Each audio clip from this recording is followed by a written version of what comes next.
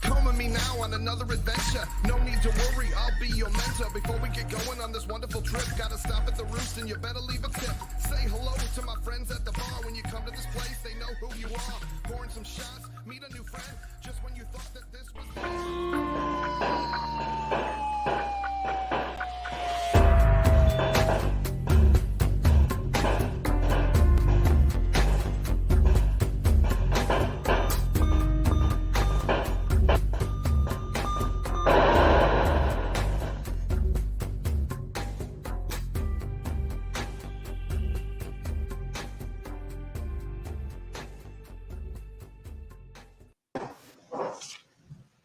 Welcome, everyone, to ASTROSMASHED.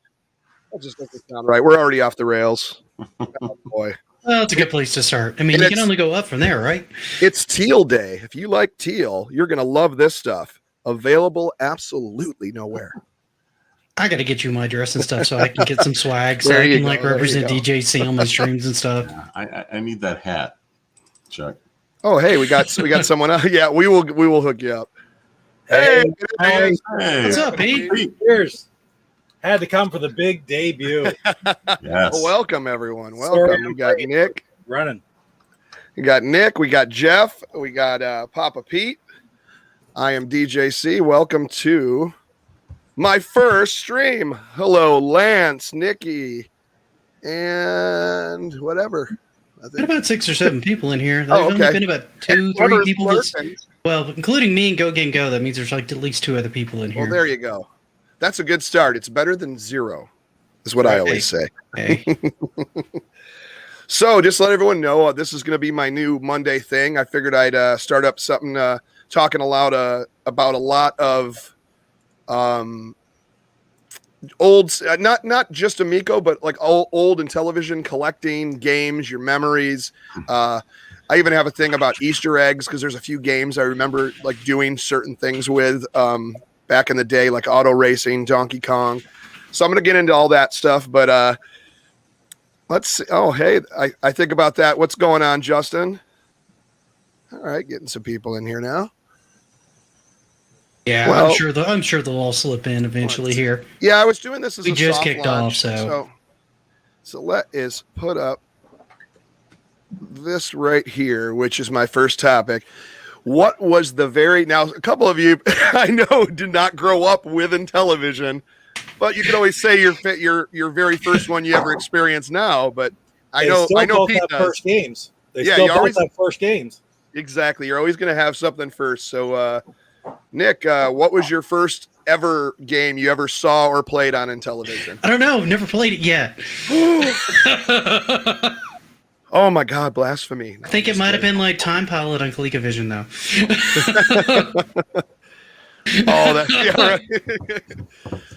Right. Jeff, what you actually got some games recently, right? Oh yeah, you want me to show you what Rich sent over real quick? He got a package from Rich. So let's. I got a package from Rich over at. I haven't seen these ones yet. I'm excited. That's great. Just real quick, it's great. Rich sent these over. What a great guy here is. So we got Advanced Dungeons and Dragons. Great title. Those are in pretty good shape. Auto racing. I love me some auto racing. These are all like 40 years old, right? Whoop. This one doesn't have a bottom. You got a magic. Oh, Dragonfire. All right. Yep. Fun game. What kind of game is that? I've never heard of it. Arcade game, 2 stages. Frog Bog. Oh, Frog Bogs. That's hours of fun for me right there. Okay. And there's just 5 left, so you can soccer. And he hooked you up, didn't he? Man, you got some really good ones too. Golf, great game as well. Snafu. It wasn't my favorite, but I love the music on it. I think it's funny how Snafu, Tommy's changed the spelling for the Amico because of what the letters stood for. Does it stand for like effed up something? Yeah. Oh, yeah. Situation normal, all effed up. And the final one, this looks really cool. That's an awesome game right there. And Intellivision. So nice. I do actually have 3 Tron games. That's all of them for Intellivision? There was Solar Sailor, Deadly Discs, and 17 Bomber. Mazatron was that third one. Yeah, I've got all three now. But as far as the first Intellivision game I played, I literally have not played one on the Intellivision, but Astro Smash is one that I've played on different systems. Oh, that's awesome. And I love that game. That is just so I'm sorry, I thought it was so cool because I'd never seen a game where you lost points before. Yeah, anything I thought that was below such the a line. great idea. I'm glad they're following through with that on the new version. The best thing you could do with that, tell me, Chuck, you're gonna know this is true. Don't get hooked up on not losing points. You're gonna.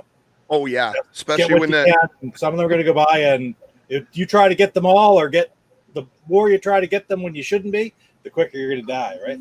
Oh, absolutely. And then things start going faster and faster and faster. Yeah. Then you get to that 6th level, and what is it? Then you're just counting every 10,000. It's speeding up. Every 10,000, it's speeding up. But it's also very forgiving. That was one cool thing about Astro Smash is like you'd start losing or doing worse, and then all of a sudden it would almost had its own karma gaming engine that would like click in, and then you'd be making so many points, getting so many extra lives that you'd end up, be able to recover from like a bad turn or so, and then eventually you just stack a ton of extra lives where you'd be playing for hours. Yeah. And I was distracted by Pete using the force to refocus his camera. I actually found That's pretty amazing. I found my original box that I had as a kid. This is the one my dad bought. Yep. I do not know where the cartridge or anything is. There's like a stray, an orphan, if you will, overlay in there. But there is stuff like written in here, like scores and everything. And the best score I had, and this shows you how much I've been played Intellivision all the way through my life. 9/6/2002, 6th level, 334,945. And I think I was doing that for like 3-4 hours. That's impressive. It was insane. Maybe not 3, maybe about a couple hours, but it was. And then I also, when I remember getting the original Xbox and then getting the Intellivision Lives disc, and then I was back at it again. And I even have stuff written in here, although the original is what I made the most points on. Chuck, did you find this to be true with Astro Smash? You get going and you went through spurts where you might lose like 5 or 6 men right almost in a row. And you think, okay, I'm done. It's gotten too hard now. And then all of a sudden you get into a wave again or a streak. And you rack up the men because every 1,000 points you got a man, right? Exactly, and it was easy. And all of a sudden you'd rack up 8 or 9 more, and then all of a sudden it was just go hectic, and all of a sudden, boom, boom, boom, you'd be blowing up left, right, and center. And then you think, okay, this is it. We're going to go now. And all of a sudden you'd sort of catch your breath, and then you'd start building it back up. And it was amazing how many times that would happen while you're playing one of those long games. Like getting in like I always called it, like you have to get in the zone, man. You had to just like you'd go, I'm out of the zone. Oh, you'd blow up like once, twice, 3 times, and you'd be like, okay, all right. And it almost like the game would adjust, and then you go back and you're like, okay, I'm in there. And then next thing you know, you just like you said, you're racking up 8 or 9 guys, and then just oh my goodness, that's one of my favorite. Lance, UFO. That I remember the first time I saw my dad pull up, get to the turquoise level, the 4th level. And the UFO started shooting. Now, I mean, back then as a little kid that didn't see many video games, I was like, whoa, that's the craziest thing I'd ever seen. That's almost scary. How can you even take him out, And then a few weeks later, he's already in the 6th level, and there's 10 UFOs and a bunch of flying twirlies. And it's such a great game. Such a great game. Like on just note, he's got these ones coming. I haven't boxed them all up and sent them. I showed him these already. But I got a copy of Treasure of Tarman for him. Nice. Awesome. And he's got Utopia already, but I got an extra French-Canadian copy of Utopia, so you can never have too many copies of Utopia. No, not at all. And the same goes true for Major League Baseball. I got this one at a thrift sale, whatever. It's not in great shape, but it's still neat to have that Canadian version. Oh, yeah, but absolutely. more importantly, one that I don't think he has is the World Championship Baseball, which you can play one player. Oh, that'll be awesome. Yes. Is it basically the same game, just with single player, or do they change it up? It's got a few things added in. The screen will scroll a tiny little bit, but the big thing is fly balls, and you can also slide and sort of speed. The base running is a little bit better in it. Yeah, the sliding was one of my favorite. You got the little dust cloud. You could literally keep hitting slide, and we used to laugh because you could actually slide all the way around the bases, and that was the funniest thing. That, I mean, or trying to do a back and forth with the guy, and you just dust cloud. One the championship one is my favorite. Copy of NBA basketball, which is a simple one. I don't think you really need that, but most importantly, I think, is back when I started collecting all the games again a while back, I wasn't really familiar with all the games, the 125. And I found this one online on eBay, and it was pretty cheap, as you can imagine, but I thought, I have to have it. And it's got a special place in my collection, and I did do an upgrade after that. So I'm going to pass this on to somebody else just starting their collection. And that is my beautiful copy of Happy Trails. Look at that puppy. Huh? Wow. So we're going to pass that right on to Jeff. That'll fill his Happy Trails satisfaction for the time being. And then I'll put it on my shelf right behind me, Pete, so it's all you can view. Perfect. With that being said, the cartridge and the overlays and the manual are great. So I'm guessing that was on a coffee table and something spilled, but it stayed there all night. Yeah, exactly. And then somebody put that up, and I was dumb enough to buy the thing on eBay. I had a copy of Godzilla on TurboGrafx. The TurboGrafx version, either that or PC Engine. I can't remember. Same thing. And I had spilled a soda, and it basically dried and seeped into the CD case, and the manual in the back was all just bubbled. And it was like, $1,000 game or whatever now. And I'm like, oh no. I ended up selling it for like, I think $400 because of that, because of the damage on the back. But I mean, hey, I think I bought it on clearance for like $10 or something back in the 90s. It's all relative. It's kind of like baseball cards. Why are they worth so much? Because people put them in the spokes of their bike. Yeah, right. Exactly. If they saved them back then, they wouldn't be worth anything. I have so many baseball cards too. My dad worked at a printer for a long time, and they made. Have you guys heard of Sporting News? They're out here in St. Louis, and they would print. Well, they had a newspaper, but then they also did like stats and stuff, books for stuff. So my dad would always get copies and bring them home, and they also printed baseball cards, and he would bring me home printer sheets, uncut, and I would go through the scissors and I like cut them all out. I think back, it's like, if I would have kept the printer sheet. How do you get a printer sheet? I mean, No. I also had a printer sheet of Wacky Packs. Oh, those were great. That's gone too. It was great. A big old sheet, uncut. I saw them I was going down the game aisle at a store here, and they had the whole Wacky Patch. They had like little actual food printed out with all the weird stuff on there. Oh, neat. And then they had then it was like comes with original Wacky pages and Wacky Pack in every pack. And I'm like, should I get this? I'm like, what am I going to do with little toy food? But it just reminded me of really cool stuff. Lance is like, Happy Trails of Fun. I had to get the patch score twice because the photo mat ruined his photo. He told us that story one night. Yeah. That's so awesome. And the Retro Bro, what's up? I was about to say, what's going on? Retro Bro's in chat now. Welcome. Thank you for showing up. Like I said, my little soft launch, seeing what's going on with my little show. You've got a pretty good showing for your first little show here. You got about 10 people in here hanging out. Well, I'm liking that. Chuck, your channel is growing by leaps and bounds. It really is.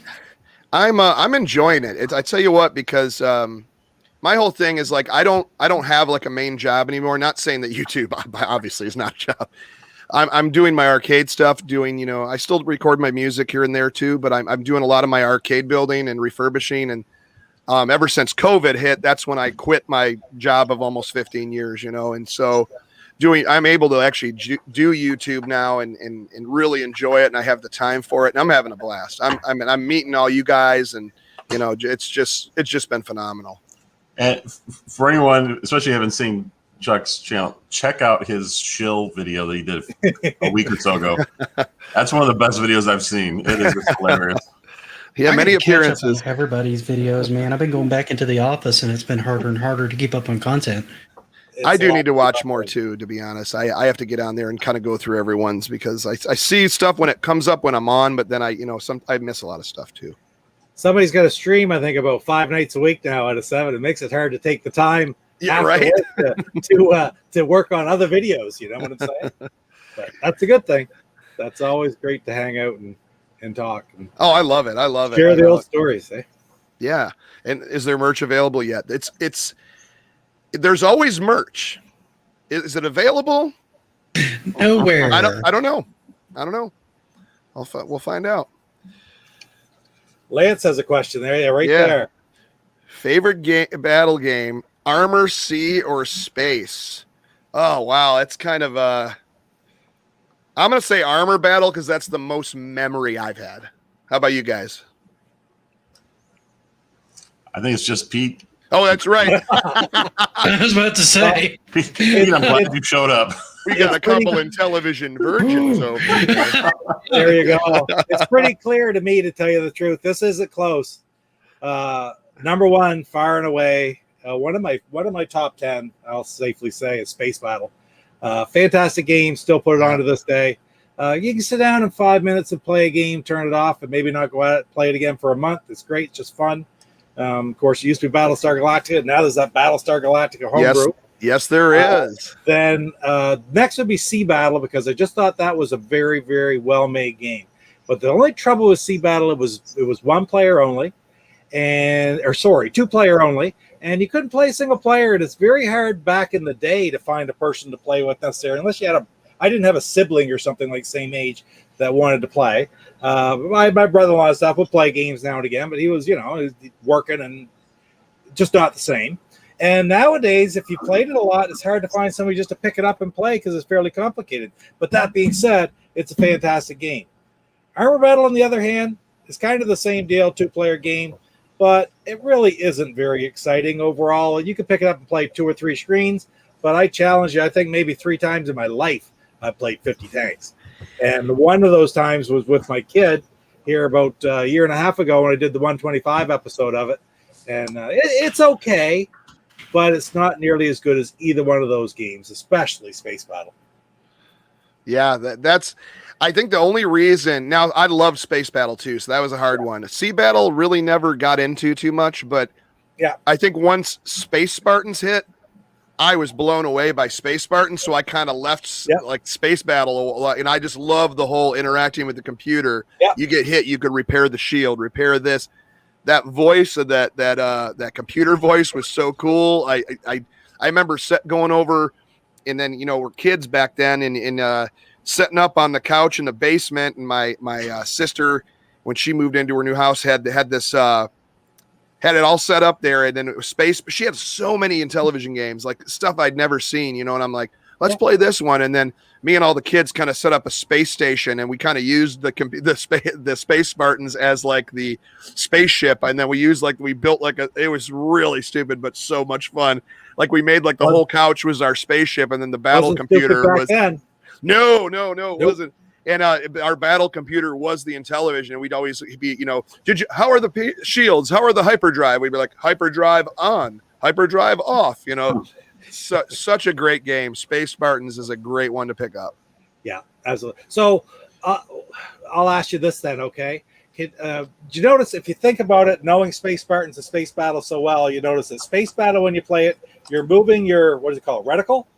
Yeah, I think, You're moving that around the screen, and it is a contained screen, always does not move. Your reticle moves within that, and the ships come on and off that. Whereas in Space Spartan, it's a flowing backdrop.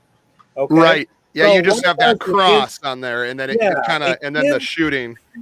There's some sluggishness, especially with different when you've been hit. That is true. Yeah, sluggishness in the Space Spartans game. So I always felt that the fluidity of the Space Battle game was better, and it would almost be like, how do you sort of combine the two? Because head and shoulders, the complexity and the different aspects of the voice interface with Space Spartans was amazing. But I always like the gameplay itself of Space Battle better. So what do you think about that? I think it was just trying to do so much more, since you're able to kind of scroll around, and it's doing the voice, and it's got all the other commands. That was just sort of bogging it down. Yeah,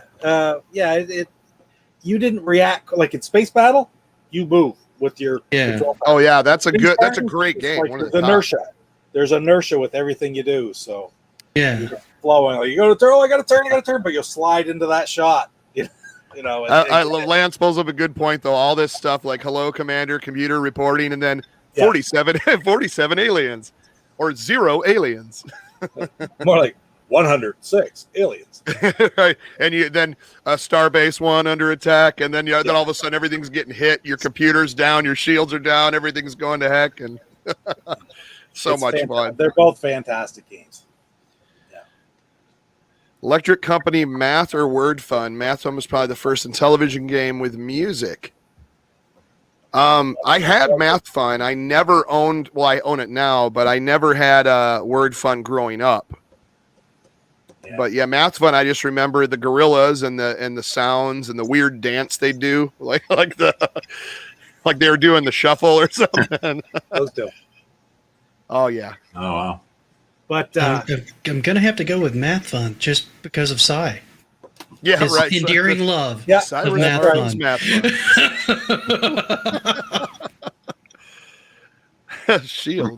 Shields 2/3 down. Oh, Lance, you're hitting it right on the nail on the head right there. That was one of my favorite voice games. Like that, those are like embedded in my head, like all those sayings. Oh my goodness. What was the other thing? Oh yeah, here we go. This will be a great one. This is going to be a hard one because as you know, the Intellivision was known for this top favorite sports title, and you can only pick one on the Intellivision. I am going to go with, and I always do, because it's almost a tie with baseball. But don't say it. Don't say it yet. Okay. Pete's got the first time I've seen Pete not have anything within arm's reach. Normally everything is within arm's reach. He's so prepared. Now you can say it. All right, it is PBA bowling. Because I didn't want to think that I was just copycatting, because that's mine too. That's yes. For sure. That is just some of the greatest gameplay. And you think back in, right? Yeah, Justin, you knew bowling. Oh yeah, Major League Baseball. That's another great one, and I played that a ton as well. For sure. Oh, and then here's another one, Burger Time. Mm-hmm. Burger Time's great. And of course, Cyrus Martin's Math Fun was. That's right. It needs to happen. It needs to happen. What was it about bowl? Like, there are so many great games, but I can think of a couple things about bowling that make me pick it above and beyond. I'm going to say it basically. Major League Baseball was phenomenal. Oh yeah. I still like this game better for a variety of reasons. Yeah, things that put it above for you. I mean, my thing was, I think I remember it was just in a lot of these games. I just remember playing with my parents. Yeah. You know, my dad. You know, he passed when I was like 19, so he hasn't been in the picture for a while. But that was like he was the reason that I got into video games. He's like, oh, we're buying a video game system. But my mom, I think I played bowling with the most. But I always saw them all playing. So like I would have to be like, okay, it's bedtime, but I, sneak out and watch them from the hall. Like, and my uncle would be over, my aunt be over, my mom and my dad, and they'd all sit down, and it was all beer and cigarettes, because it was like the 70s or early 80s. Yeah. And everybody, they'd pull the kitchen chairs in the front room up close to the TV, the big wooden floor TV. Yeah. And they gather around and they play golf and baseball, but mostly they would laugh and play almost all night was bowling. And I would play bowling and I got good at it. And it was such a good, complicated game too, because you had to set your angle, line up your bowler, line up where your ball was going to land. And just everything about the game to me played perfect. Even though it had a football bowling ball, I loved it because, like I said, I was talking about this earlier, the little corner of that football sometimes would knock a little pin out, and it was in your best interest to just be like, I'll accept that. That's cool. Now, what about you? I'm going to say like very, very similar reasons, right? Because like I've said before about other games, as much as I love Major League Baseball, it was a 2-player game only, right? Whereas bowling, you could play yourself, but it also could be 3 or 4 players. And it was the type of game that we bowled. Like up in this area, it's not even 10-pin bowling like it is in this game.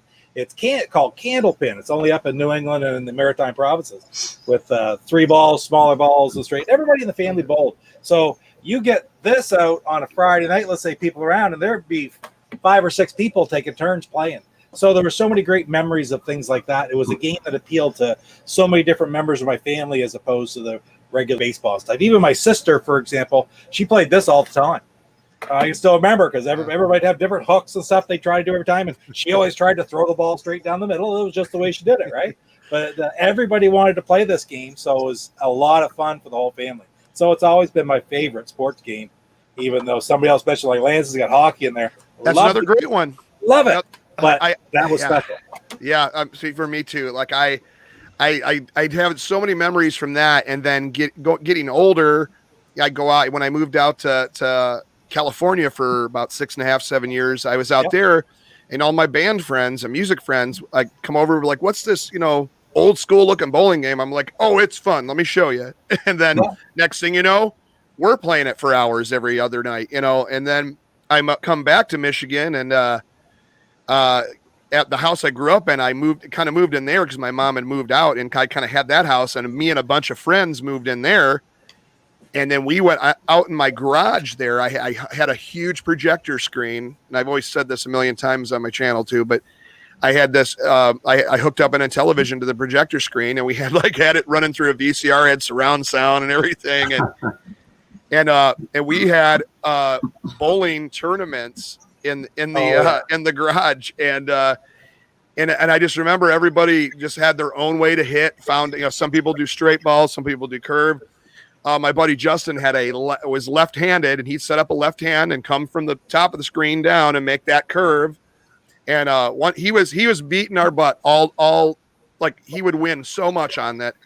And so he's like, I got to go to the bathroom. So he goes out in the house and goes to the bathroom. We go, for the next game, let's switch him to right hand and not tell him. So he come back out and he's like, why isn't my hook? Why do I keep hitting the gutter ball? It must be the controller. I'm like, yeah, man, there must be something wrong. And he's like, you SOB switched it for me. It's not even on there he is right there. That's my There you go. Did left-handed bowling, yep. And we switched it. Another small fact about, we were talking about the Armor Battle, Space Battle, and all that. Yeah. The reason Armor Battle I think was my favorite over the other two is because I had a friend of mine, me and him would play constantly. I don't know what it was, and it was kind of like, I think it was even into the mid 90s. It wasn't, because I was just out of high school, I think, and I started playing it again, and I just had such a blast playing it. And then the funny thing was laying the invisible mines, and you'd lay the mine, and then your tanks would come over, and you'd know where it was, but your friend wouldn't know, and then boom, it'd blow up. Satisfying than that, was it? But the best was like when someone goes to the bathroom and you set a mine in front of their tank that's not being used, and then you set one right where they're at. So they come back, they got the controller, boom, blows up, and then all of a sudden it activates the other tank, boom, blows up, and they're like, "What are you doing?" Like that is, I just love that stuff. That's the only reason I think Armor Battle stuck out more, even though I love Space Battle. Well, I love every game except maybe Vectron. There's nothing wrong with nostalgia. Right? It's like, fair enough, Chuck. I think it's fair to say that Nick and Jeff could start playing television all the time, but they didn't play when they were kids. I'm sorry, it is what it is. They're still simple games, right? Like, they're still very basic, and they're never going to really play it in the context that we grew up with. Oh, yeah. Where they were cutting-edge games at the time. So they're not going to have that same appreciation of the moment. So there's something to be said for nostalgia of the game. Is the Intellivision system the best? Are those the best games ever made? Well, no. The games they make nowadays are incredibly complicated. Like Red Dead Redemption 2. I said this in a recent video. Of course, it's a better game than friggin' Space Battle. But I love Space Battle because it's what I remember playing, and it's the feelings it creates. Absolutely. And the fun, just as much as just the technology and the realism of the game, right? I don't know. It's who you're with too, and Nikki there, one of my good friends. She was in that garage crew of the bowling championships. Yeah, but I really love just the memories made, and I think that's probably why I'm very excited. It's mad at you know. Is that in shrink wrap still? Oh no. See, mine is, and I was like, really? it probably always will be. I've played it. I have a love-hate with that. I'm like, I want to understand it, but I also just don't like it. But I'm not like completely sold on hating it. I know it's like a puzzle game, simple sort of one. The shifty eye dealer is still a jerk. Oh yeah. Yeah, this tennis. If you hit the ball before it hit the ground, it became home run derby. Watch the eyes in the crowd. Yeah, I forgot about tennis. That was a great game too. They had good sports games. Super Pro Football, one of my favorites. I can't even stress how much fun. And I'm really not a huge football guy when it comes to like watching football and really getting into it. Like my cousins, my whole family, they bet on it. They watch it religiously. Got the 10 screens going, the Super Bowl parties, and I show up, plug in the Intellivision, and me and my one cousin play Super Pro Football every year at the Super Bowl parties. And but it's just, I don't know, something about Intellivision sports titles. I don't know if it's a little running guy or just how realistic it used to look. That's sports on Intellivision. That's if I tell you what, you own an Intellivision, you want to play that. Were they better than Home Run for Atari? I would say so. That was the strangest looking sports game of all time. That's the one where they were like, and the hair kind of looked like little, they'd like walk like that, and it would be like 3 at a time. Yeah, if you hit the ball over second base, it was a home run. I did a review of Home Run a couple years ago too. I have a question for bowling for you guys. Since I haven't played Intellivision bowling, bowling on Atari was one of my favorite games. I used to play it all the time with my grandma. If you guys played that, I'm curious of how different it is. Well, that one you controlled with the joystick. You actually controlled the ball in its full like bowl. Well, depending on what mode, you could do it where it was just a curve. Okay. So you'd bowl it straight, and then as soon as you would push the joystick, then the curve would start. Or you could do, like you said, you could control it all the way down. Yeah. But, I mean, you couldn't, the controls were sluggish enough. You couldn't just go, like this.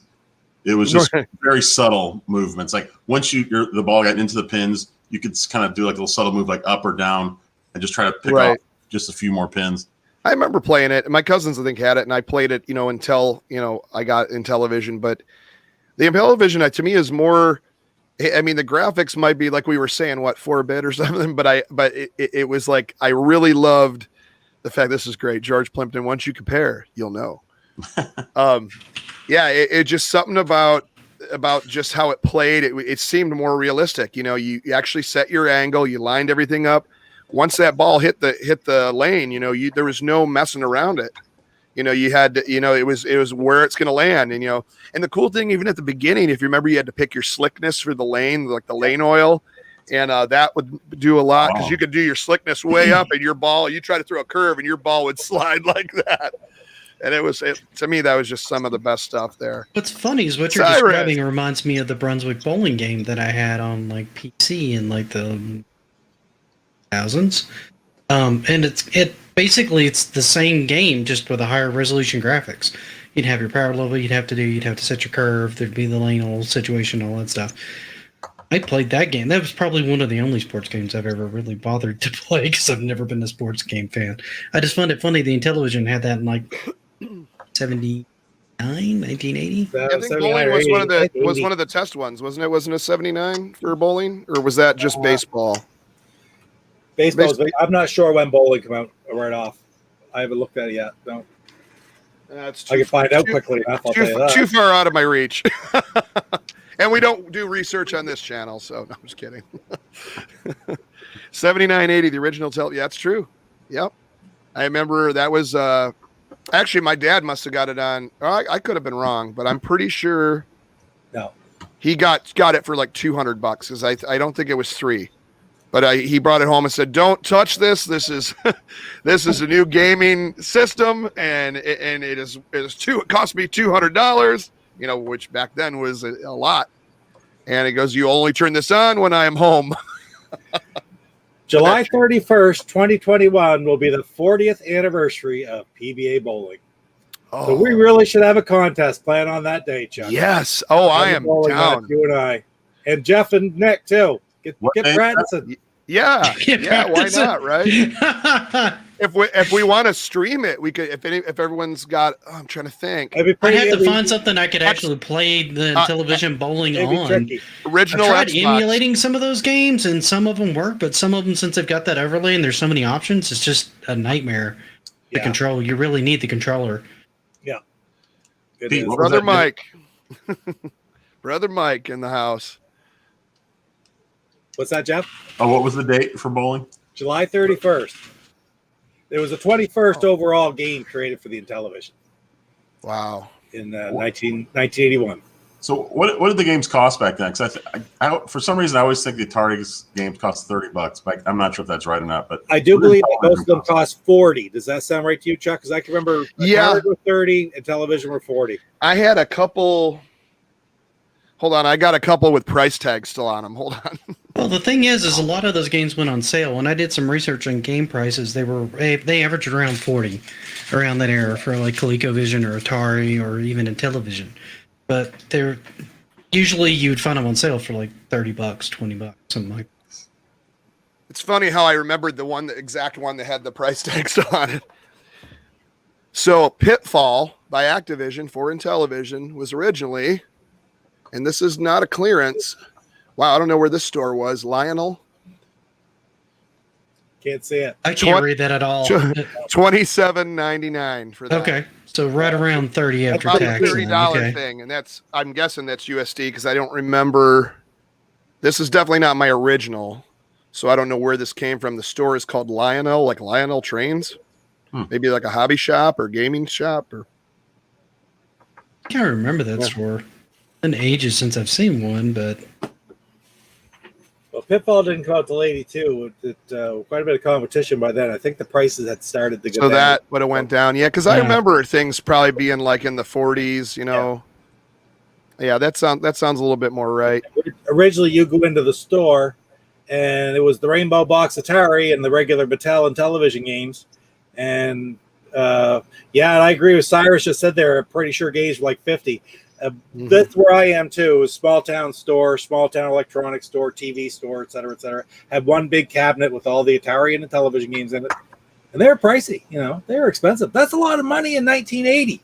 Oh yeah, big time. I mean, figuring out you're paying that now for basic Switch games is like 30, $40, you know. Yeah. do you adjust something like the Intellivision for inflation, and it's like a $1,200 system these days? Yes. Oh yeah. Like the cost of the systems, people, because I did a whole video talking about like the history of pricing of video games and things like that. Yeah, and if you start adjusting for inflation for what we've been paying over the last couple of years, like we're getting out cheap with what we buy now, particularly all the options you have. Because you start adjusting these things, and it's amazing with how low an income that people had, how many game consoles they actually had, and how many games they were able to get their hands on. I mean, put it by hours of work. If a person was making $3 an hour in 1980, But some people were making $300. $15K a year, and that was the entire household family income. That's unbelievable, ain't it? Wow. and had a car and a house and sending the kids to college and Exactly. clothing everybody. And now you can't do it with two incomes. Man, I tell you, that's still some. That's why I think I just love what, you know, the fact everybody, you know, talking about the Amico coming out.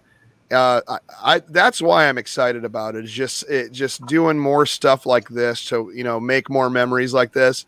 Not to get all like I'm like selling and all gung ho for everything, but I am. You know, I think because it's Intellivision. I think we said this in a few streams back. You know, or you know, whenever panel it was. Is like I don't think I'd be as excited if it was just like Bob's Fun Game Box, you know, like, but the fact that it's Intellivision and they're pushing the idea of the original Intellivision and trying to bring that whole experience back. That's why I like it. It's not because I go, man, these are the greatest graphic games I've ever seen. Yeah, no, that's right. You know, like obviously I could play Grand Theft Auto. I could play Red Dead Redemption. I could, you know, play something that looks like it's like I'm in a movie, but is it going to give me the same fun fact that, you know, the fun factor playing with friends, multiplayer kind of simple games that I just want to have fun with? You know, it doesn't mean I still love the Switch. I still like the Xbox. I just love this more, I think. Yep. So Good does point. Great the Amico to you guys feel like a natural evolution of Intellivision? I think so. I mean, in a way, you know, I think it's like an upgraded version of the Intellivision, like what it would be if it kept going. Yeah. Well, I think a lot of what you guys are talking about resonates with a lot of people. Maybe not on the Intellivision itself, but a lot of the games that a lot of us have memories from. I know for me, like a lot of times it was like Mario Kart back in the college days because we'd meet up together and we'd play like till 4 a.m, and then I'd drive home. Great game. Right, and we'd have like 4 people, and we'd swap people in and out, and people would be eating and drinking all night and playing all the time. And it's the same way with like the Intellivision and with the Amico coming out. It stands to potentially do something similar, whereas you've got people in a room together, and you make more memories when you're around other people that you enjoy being around, and you're all like having a good time playing something. That game clicks with you more because of that extra level of interaction with your friends, right? More so than the game itself. That's a really good point. Jeff, you said, is it a natural evolution? And I do think it is. And imagine now I'm going to tell you why. I've watched a lot over the last, like I started following Intellivision online from the very first time that internet sort of became available to the general public. And I've always been looking for Intellivision stuff and watching this and that. And I knew that that INTV existed, and the old Intellivision Live site used to be on there that Keith Robinson had. And so I followed a lot through, listened to the podcasts. I listened to things like how much Tommy Tallarico, for example, was involved with the Intellivision long before the Amico was ever even a thought, long before the Amico was even a possibility. When Keith was still there taking Intellivision down the road that he was taking it, which was quite inspirational, really, for him to keep that system going for as many years as he did, do as much with it as he did, which I thought was great, because that's what I love was the old Intellivision, right? Well, Tommy, when he got hold of it, decided to take it to the next level. He wants to keep the spirit of Intellivision alive. The ideas that Keith had, the ideas that the original Blue Sky Rangers, who are still involved, have. You have Steve Roney, you got Bill Fisher, you got people like Paul Nerman in charge of the retro aspects of the whole thing. He's brought him in.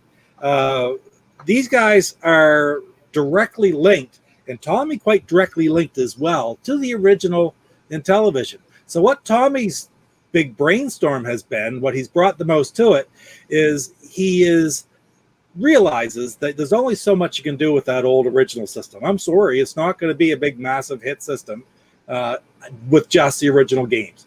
So we had to bring in and incorporate these new ideas, new genres, amalgamate them all into a system which is focused upon the old-time idea of the couch co-op, family-oriented system, but bring in the educational factors, bring in some more modern games that will appeal to different people, and branch out the demographic, which is exactly why there's 4 of us sitting here and not just 2. Because if it was just going to be old-style Intellivision, Jeff and Nick, you probably have never really caught on to it, because it wouldn't have meant anything to you. It's the new aspects of it that have brought all these other people into it. Look at even Pete, OEB Pete, one of the biggest Amico proponents going, didn't play Intellivision when he was a kid, but he loves the idea of it. So is it a natural evolution in my mind?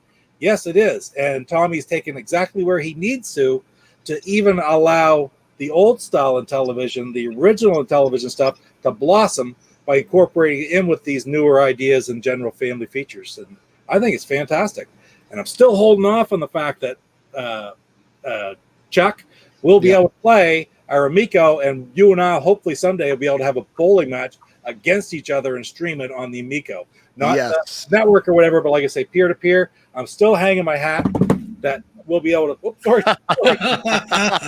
I'm still hanging my hat on the fact that we'll be able to do that. Jeff, you and I will be able to play game baseball if we want to. And Nick, I sure hope. You want to get in on the bowling match, and all 4 of us have a big bowling match. I really want to be able to do that someday, of original PBA bowling. I know Amico's doing leaderboards. Do you think, I'm not sure how they would do it for sports games like baseball, but if they could at least come up with something for that, at least that would help out a little bit as far as us playing. We could at least see who's doing better, and we could compete back. I think they could do something like, basic averages, wins, that kind of stuff, right? Yeah, they should be able to do something like that. And I think more of that'll be developed after they see. I mean, it really just depends on how it's received, what's selling, what's people are liking about it, and I think there'll be more stuff like that where I would hope that you could do a peer-to-peer, challenge and go online and I always keep forgetting to myself that the original Intellivision games will be coming on this eventually. So then you got a new way to stream old Intellivision games because you're going to get your sports packs and your other, old school games. I think in year 2 or something like that. Yeah, originally it was supposed to be like late 2021 for those. So I guess now it's going to be late 2022. Yeah, the way things are going, everything's going to be like 2023 or later. Mm-hmm. Most all the new stuff's been pushed out to 2022 already. God, COVID's still kicking everything's butt. It's That's what it is. The unfortunate thing is, like, everybody can say, oh, this, it sucks about the delays. Of course it does, but you're talking about a console that is literally coming out when COVID hit, so that really is a lot to try to do. I mean, you already got established names like, Sony and Microsoft and Nintendo that are having issues. Heck, car companies are having issues getting, microchips or whatever they're using. So, of course, you're going to have a brand new, console trying to come out during all this stuff happening, or even in the aftermath. I'm not surprised there's not going to be delays or things are going to have to keep getting pushed back. It's just, it's not going to make me not believe in it. It's just going to, it's always not going to be fun. But in the long run, it's a real thing. It's coming out. It's just a matter of finding. There's just a lot of things going on in the world. So I don't blame it on Intellivision. It's just happening with everybody. They just happen to be about to try to come out with something brand new right now, Yeah, I'm more concerned with them as a company than I am the others because their brand, as far as a company goes, and as far as a conglomerate, relatively new console space because this is their first release. So there's a lot riding on it, and there's a lot that has to go right with it, and the timing has to be right too. So that it's always kind of a worry in the back of my head how much of this is actually hurting them, kinds of things, right? More so than the other three. I like the Tron license. Yeah, I agree. I cannot wait to see a Deadly Disc game. At least something like that. That was when you got Jeff. Did you end up getting Deadly Discs, Tron? I have all 3 of the Tron games now. Oh, that's beautiful. You're going to have such a good time with that.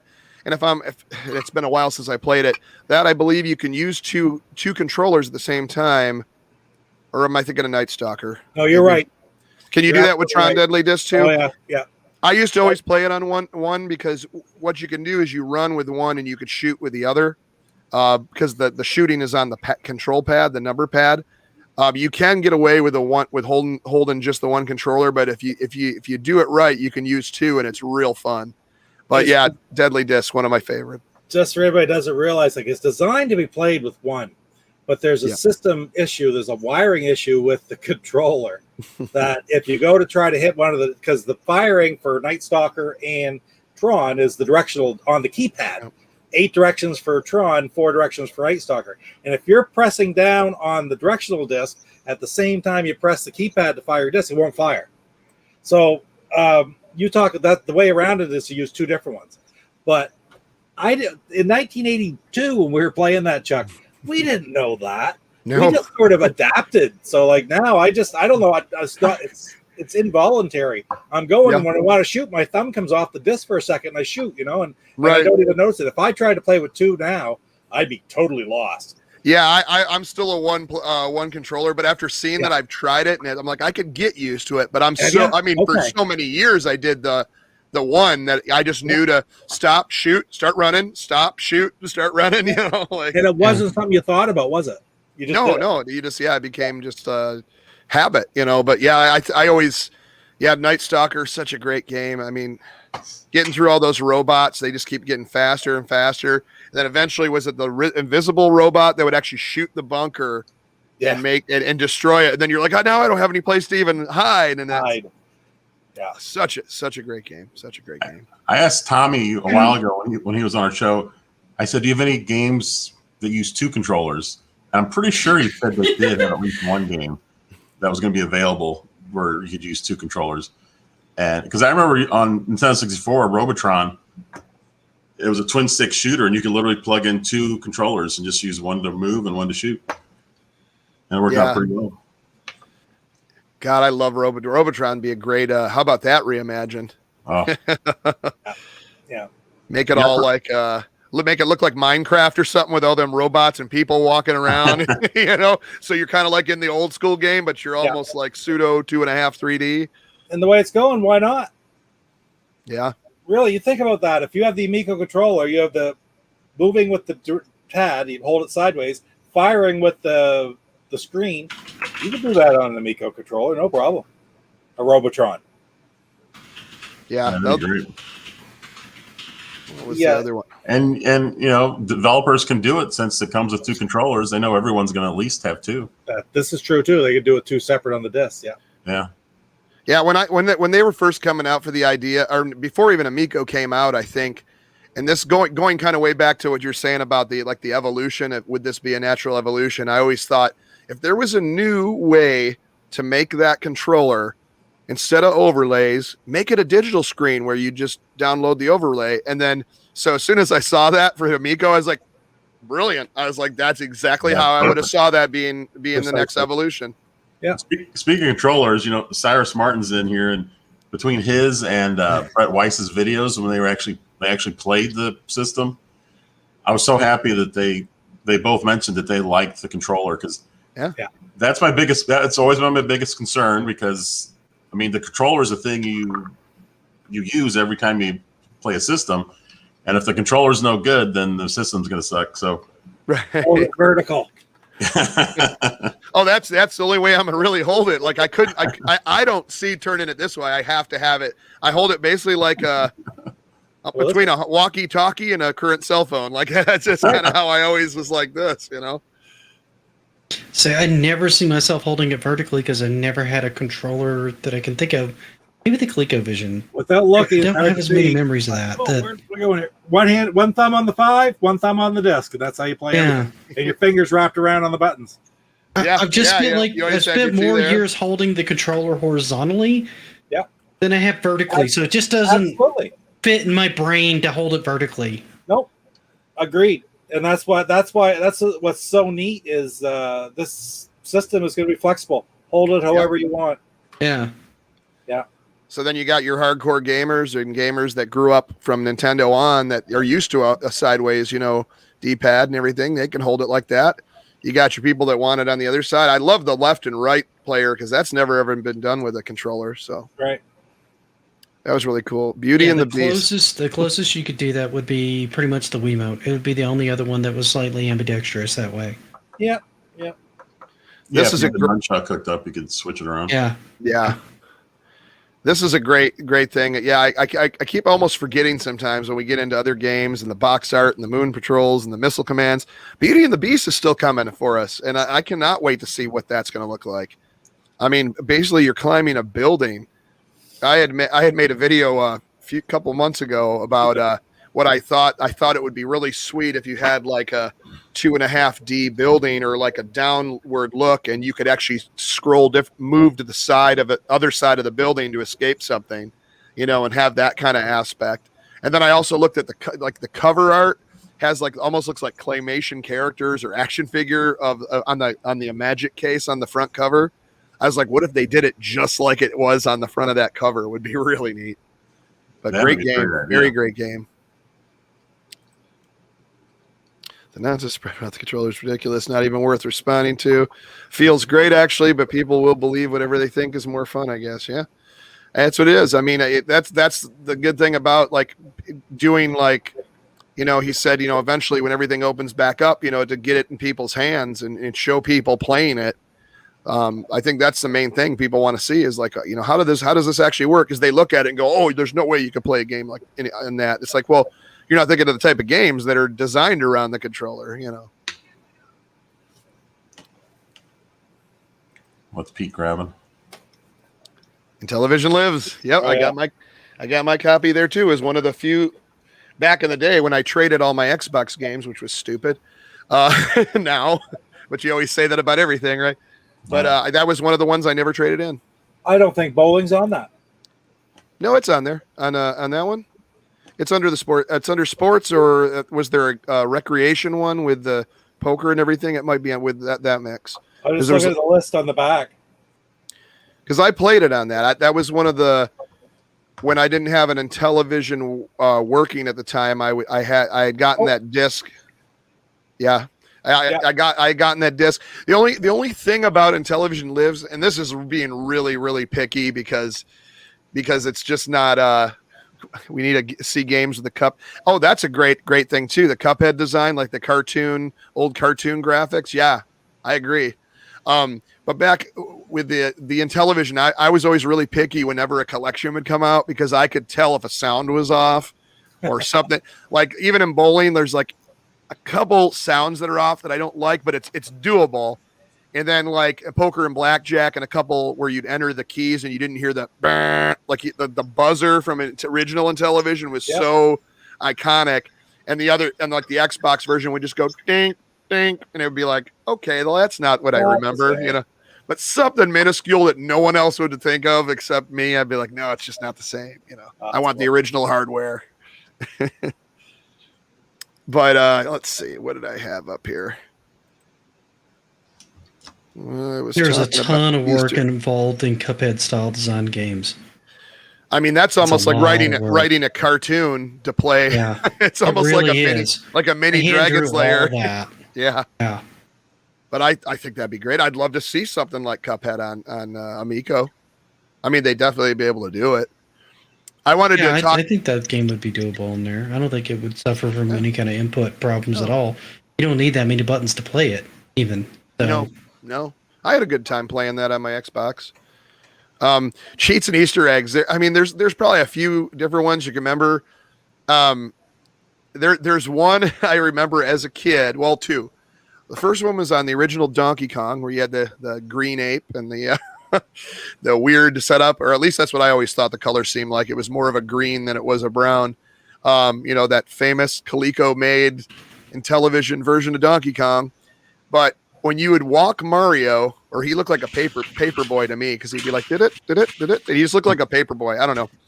But you go off, and I think it was on the second rung all the way to the left, and also right on the very top, the second to last on the top on the right. If you go out to the edge of the girders, you can actually jump into the black space and walk a couple steps to where you're floating. It will not let you fall. And I, as a kid, I just thought that was so cool. Like, oh, well, they weren't thinking of me. Who made this? How can you do this? Is this and the barrels won't hit you. They just kept going. You could let the game run until the time went out, and you would never get killed because you jumped into this void and you're just like over by the score. You're just kind of standing there hovering. And that was something I didn't know if a lot of people knew about. I don't know if it'd be really an Easter egg, sort of a cheat maybe, but or a glitch. Yeah, more of a glitch now, I guess you'd say. And then, of course, auto racing was my other one, is where you'd always drive over the water and it'd take you forever, but then eventually you'd find another trail and you start going off onto that. That is one that takes skill too. As and Jeff, you had auto racing in your collection that you just got. I did, yeah. That one is all about the brake, because it'll start speeding up really fast, and then your steering wheel. I never really changes direction, so it's always it's almost like you're looking at the top of your controller. That's your north, no matter what direction you're heading. So you always got to keep that in mind, because if not, you're going to steer absolutely the wrong way. But you'll start getting really fast, and you'll have to know when to brake. Such a good game. Good game. It looks really cool. The graphics. It's fun. It's it's a little choppy because it's an old game, but it's very. For the time, I still think it takes some good skill to get around there without crashing, but it's possible. There are two different types of control schemes in that. Did you realize that they changed it after so long? They changed it from what they call dynamic steering to realistic steering, or was it the other way around? I think it was from realistic to dynamic. So, like you're talking about, where you're always steering, looking straight ahead, up. So it's always just left, right. They actually changed it so you're pushing on the disc in the direction that you actually want it to go. So from realistic to dynamic, and there's some people that like either version better. And when you get a game, it's very difficult to tell what one you have until you start playing it. But there are two different ROMs for auto racing. Oh, that's same box, same name, everything. Yeah, because I think we got it because that's another thing. We used to always go to the store that we always got our games at was Kmart. That's when Kmart was around, and you had, like we were saying, the glass case with all the games. You had Atari on one side and Intellivision on the other. But no, I think that right when that came out,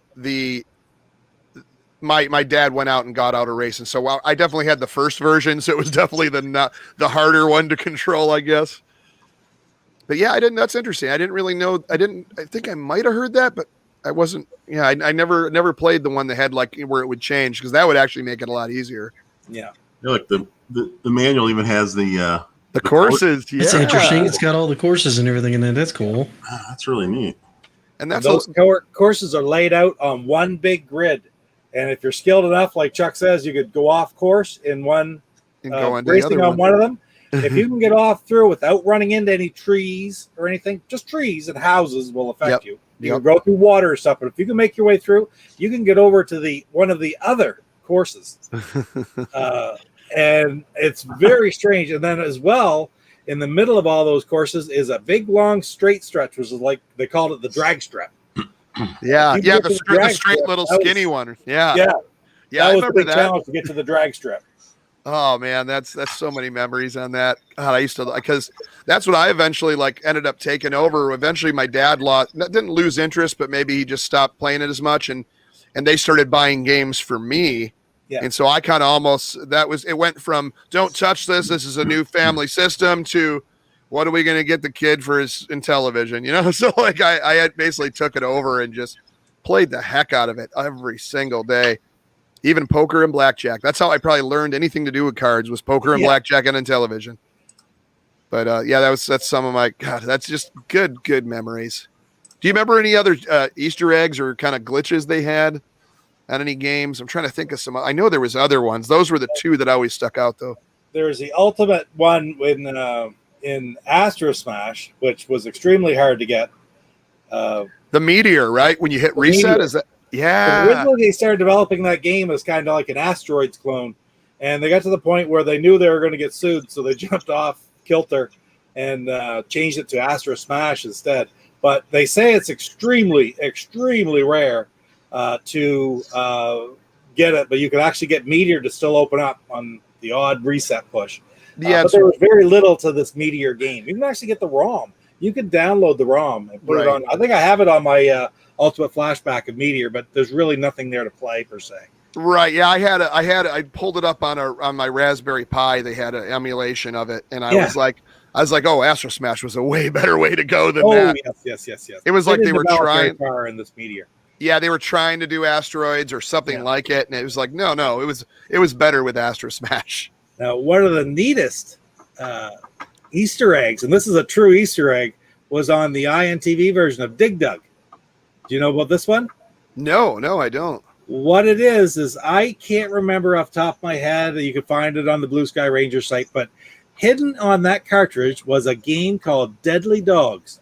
Oh, no, I do know about that. I didn't know it was Dig Dug that was on there. It's on Dig Dug, so you can actually get in there, and Deadly Dogs. I have to pull that up. Tron Deadly Discs played where the characters are hot dogs from Burger Time. Yes. Oh, yeah.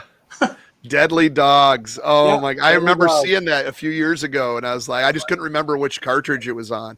On Dig Dug. Tommy has appeared. Oh my goodness! Oh wow! All right. Oh, so I got to switch my hat.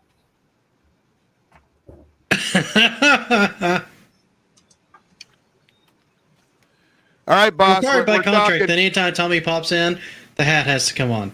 All right. What I wanted to say is the Amico is awesome. And you're definitely going to want to check out them at E3 coming up.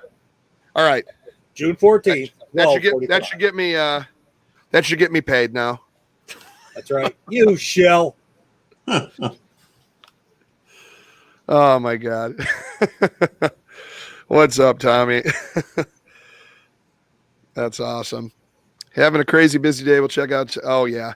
Yeah, check it out in some replay. This is, like I said, kind of a soft launch. I didn't really have too much set up. Just had a few different topics, but having fun, Cha-ching.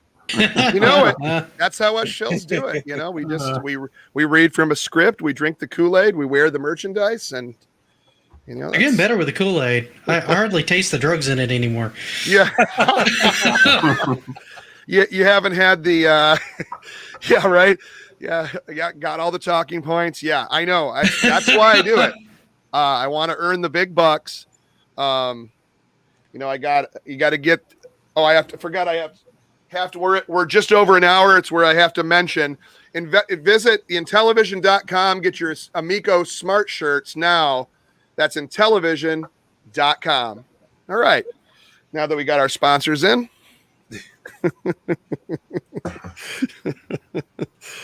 Anyways, what was it? Oh yeah, so yeah, the John Deadly or the Deadly Dogs thing was pretty awesome. Oh yeah, it's playable. It really is playable. Oh yeah, yeah.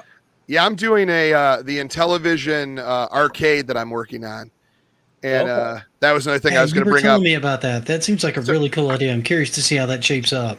Yeah, I've done so much work on it. It came out really good, and then the Raspberry Pi. And by the way, I own the game, so it's okay that I'm emulating them. No, but the Raspberry Pi had the emulator it was using. You were able to pull up the number pads. So a game like where it starts you off like Burger Time, goes 1 or 2 players. You have to pull up the number pad, hit 1, enter. Same with like championship baseball or bowling. You want a number of bowlers, slickness, all that. You had to answer that. If those aren't on there, it's unplayable. You can't get past that screen, which I think a lot of people didn't realize. And yep, I finally got myself a Ferrari ride, which is that's the first tier in the Intellivision shill culture is you get the Ferrari ride. After that, the sky's the limit. The sky is the limit. All right. What was I talking about? The arcade. I know we derailed a few times. It's fine. Just go with it. The arcade machine. I'm trying to keep a straight face. Yeah. So I originally, so I had it all set up, got a flat screen monitor in there, and then I had to buy a sound card because the Pi that I had, it wouldn't project the sound through the speakers. So I got the sound card. I'm like, all ready to do it. And all of a sudden the Pi burns out on me. And I'm like, you gotta be kidding me. So I spend a couple hundred on a brand new one, which is like an upgraded one. They sent it to me. I pop it in. It's got all these crazy emulations. I turn it on. And the version, I guess there's 2 type of emulators they got out there. One of them does not have the game pads. I'm like, so almost nothing's playable. You could start Astro Smash, but do you think you could start Autofire or Hyperspace or anything? No, because it has no number pad. So it was kind of useless. So I ended up getting my money back. So I'm about to order. I ordered the original, I guess was an older version of this emulator that had that. So hopefully I'll have a video on that shortly that'll show all the progress. And it looks beautiful. I did a custom marquee on the top with space. Everything's going to be purple and black and blue and kind of galaxies everywhere. I'm super stoked because I was playing bowling on it because, of course, I had to pull that up. I originally made it for Astro Smash, but I'm like, oh, bowling's going on this. And I was actually playing bowling with a joystick and arcade buttons, and it played perfect. And I was so happy. I was like, yep, I have because I love my arcade games. I have Silver Strike Bowling, which is like the top bowling. And I'm like, no, the Intellivision bowling's gonna go right up front by the bar here. That's going to be the top one. Be 3 ice in a sleeveless Hawaiian shirt. That's awesome. Yeah, I don't know what it is with the sleeves. They just, every time I order a shirt, they're not on there. It's just so weird. I don't know. And the best here. Sean, what's going on?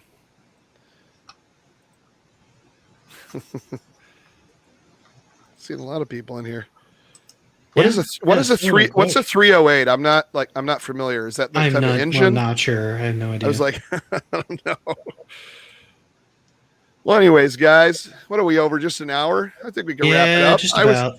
I appreciate everyone coming by. Like I said, a little soft launch, get a little taste, and I'll definitely be back next week. And you guys always have an open invite. Anybody that's on any of my panels that I'm on, like Amico All Access, After Dark, friends and family, please join me every Monday. I'd say 7:00 usually. unless more people can make it at either 6 o'clock, and maybe I can move it to 6 or 8, or I don't know. Play it by ear. Yeah, See it's how it goes. just a little fun. But thanks to everyone in the chat. Thanks for stopping by. Cyrus, Sean, HGK 360. Of course, we got Geeks with Cash, Papa Pete, and Go Game Go here. Lance Jennings, Next Level Gaming, Mr. Tommy Tallarico. I think about that, Mr. Justin, and Nikki. Johnny UPS. And I'm like, yeah, Johnny UPS. I know there was a few more. I think was it quarter? Wait, hold on. One more quarter. One more quarter. I'm like scrolling through. I don't want to forget anybody. 4 Quarter's a really good guy. He pops in my streams pretty often. He's a cool guy. Tommy answered your question, Chuck. Oh. 308 is the Tom Selleck version. Oh, is that what it is? And he has one of those as well. How about that? Well, of course. If we can get a tab, magenta tab, what do they call that? The wrap that goes on a Ferrari. I'll take one of those. That'll work. I'm good with that. Chuck, I think you should be drinking a tab while you're driving on the highway with Tommy in the Ferrari. Trying to, yeah. Yeah, I could set this on the dash, right? Oh God! Like the thing in Tommy Boy when the M&Ms like rolled all along the dashboard and they go inside the vent and you just hear it going. I was like, that'd be like the tab falling in. He'd be like, "Are you kidding me?" But anyways, on that note, I'll see you next time in my Ferrari. Thanks, everyone. Take care. Take care.